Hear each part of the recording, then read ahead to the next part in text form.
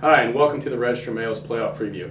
I'm Zach Creglow, the assistant sports editor for the Register Mail. And I'm Aaron Frey, sports writer for the Register Mail. Now we're looking at the weekend's playoff matchups. We have 4 teams in the area that are going to be playing in the postseason, which is actually the most we've had since 2004. And Aaron's going to talk to us a little bit about the matchups that we got going on. Yep, it's been a good year for some of the area football teams here. Like Zach said, 4 of the 9 in the playoffs. None of them have really been dominant, and it kind of put them all on the road for the first round. So some tough matchups for a few of these teams, but some intriguing ones as well. Yeah. Let's go in order and start with Friday night's game, Princeville hosting United. And Princeville have gone 9-0 this season. Very good team, very good defense. They have 2 shutouts, and they haven't allowed more than 14 points in a game this year. But I think this is a bit of a favorable matchup for United in the sense that this is the team that they've seen before. They played Princeville in the playoffs in 2004. They've played them a lot of times in the regular season. Tim Ingebretson knows this team very well, and I think that kind of works in their favor this week. United's not playing with Adam Olin, out for the season with a broken ankle, but I think if they can control the ground game and get something going with the 3 guys they have back there still, then they have a shot in this game. And Olin's actually our leading rusher in the area with about 1,100 yards, even though he's been out for about 3 weeks now. How's that offense to kind of maintain with his absence? Well, it looked good in Week 8, the first game without him. They had 3 kids over 100 yards against Peoria Heights, which isn't a great team by any means, but still, anytime you can get 3 kids over 100 yards, that's impressive. Last week they really faltered though and got shut out against Elmwood Brimfield, and at least to my knowledge, that's probably the first time that's happened to a team coached by Tim Ingebretson, so that was a bit of a surprise.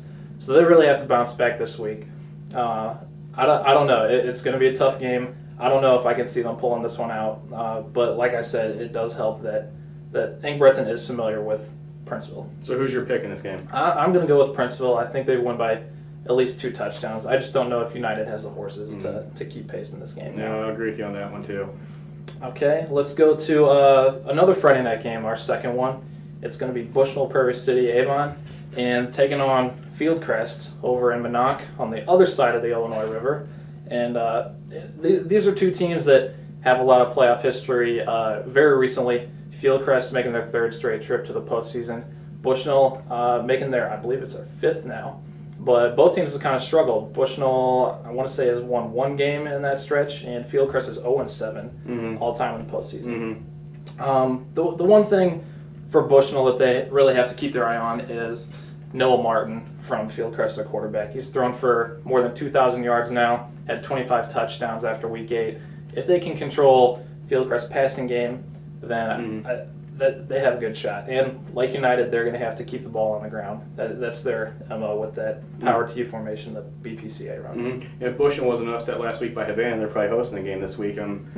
Just by looking at it, they were a pretty scary 6-3 team for a lot of teams. You didn't want to draw them probably. Definitely. And the one thing that would have been even scarier, 6-3, if they were in 1A, but they're on the very low side of the 2A bracket. But I think they can still do some damage here. It's an 8-9 seed.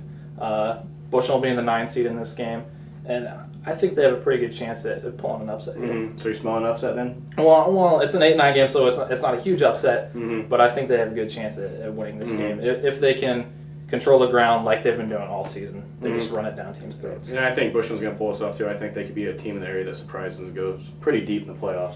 Definitely. I mean. They have the running game to get them, in those nasty type weather games where we might see something like that this weekend. So we got next?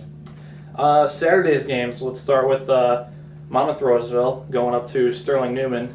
This game is actually in Rock Falls because Sterling Newman plays their home games at Sterling High School, which also has a home game that day. So they decided to move this over to Rock Falls on the other side of the river down there.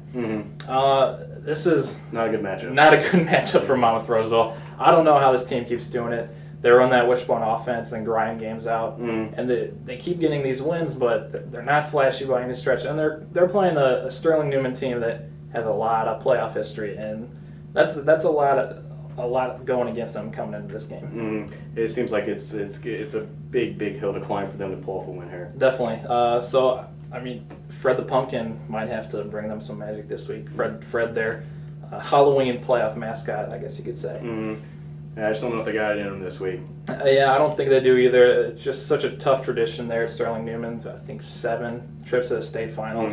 I just don't see it happening. What's our last area game? And the last one is North Fulton making a long bus trip up to Alden Hebron, which is best known for its basketball state title way back in the 50s with the Judson Illinois Hoosiers. That's right. So, and they're still the same way. Alden Hebron's smallest team in the playoffs enrollment-wise, with just over 150 kids. This is, I think it's a favorable matchup for North Fulton. Alden Hebron has 3 wins against, they're 9-0, but 3 of those wins came against teams from Wisconsin. And they're an independent school that don't play a very tough schedule against teams from the state of Illinois.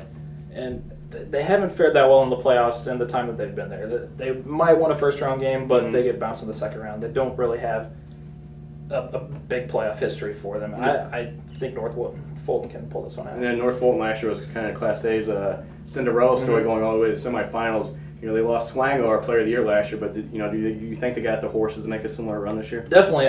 Brandon Martin, the quarterback who took over for Swango, he's not a kid who's going to be flashy. He's not going to throw the ball a ton, but they just need him to be that Trent Dilfer type quarterback, with the Ravens. Where, manage it. Yeah, just manage the game. When North Fulton is at their best, it's when they're just running it down teams' throats and just going right after them. And Derek Higgins has been getting the ball the last couple of weeks. Derek Higgins has had a few big games. Jimmy Adams, he can run the ball as well. So I think this is a very good game for North Fulton, assuming they can get off the bus and get stretched out properly. Hebron's a team you don't know much about, but I think North Fulton's got to be feeling pretty good. I think they probably will take this game. I think so. And like you said, just a good matchup for them, except for the long bus trip. So, one team not in the playoffs from the area is Galesburg. Not too much of a surprise. You know a lot about them. You saw them this year. They go 5-4, but get left out of the playoffs because of the playoff points. Yeah, when they set up that schedule at the beginning of the season, it's a smart schedule. You bring on a lot of games you should win, but then you got a couple games that can kind of go either way with Dunlap. And I remember sitting there after the Dunlap game, which was a 1-point loss in the opening week, and there's just this sense that might have been it. And when it came down to it, just the schedule was not strong enough to get in there. They're a few points back, but definitely with kids like Andrew Steck, Ryan Ricketts, a 7-2 sophomore class, and some good guys coming back next year. They feel that they should be able to get that 6 wins next year. Covering the area football, I didn't have a chance to see Galesburg that much, but I did see them against Alleman, and Steck he's an impressive quarterback. Yeah, so I think they have a good future ahead of them. All right, well that about wraps it up for us. I hope you enjoyed our first ever weekly sports webcast. You can join us back here weekly at Galesburg.com. Once again, I'm Zach Creglow. And I'm Aaron Frey. All right, thank you for joining us. Thanks.